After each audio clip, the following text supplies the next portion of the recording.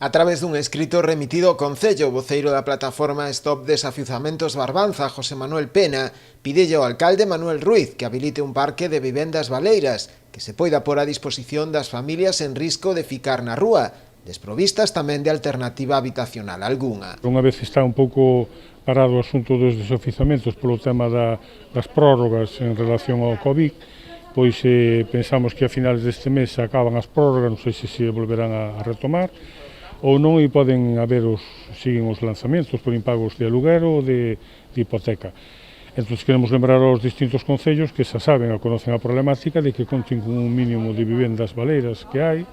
negociando coa Sareb ou cos fondos BUICE para facerse con algunha vivenda para atender a familias vulnerables en casos de que teñen que garantizar unha alternativa habitacional, como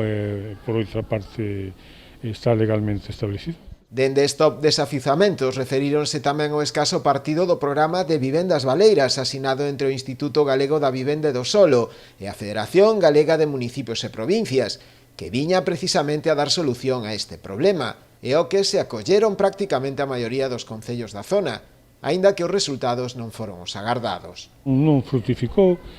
os propios concellos igual non fixeron chegar a publicidade suficiente á veciñanza e os propietarios de vivendas non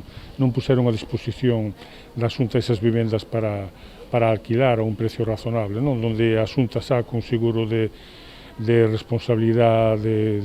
de cubrir as cuotas, o pago das rentas ou cubrir os daños que houbera por desperfectos, pois a xente non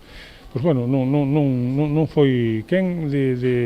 de acollerse a ese planteamento, non só nos Ribeiras, senón que a maioría dos concellos. No escrito tamén lle solicitan a posibilidade de que o Concello poida acollerse a atribucións que concederá a futura Lei de Vivenda do Goberno do Estado en relación ao aumento do IBI aos grandes propietarios con máis de 10 vivendas baleiras que non as poñan en réxime de alugueiro.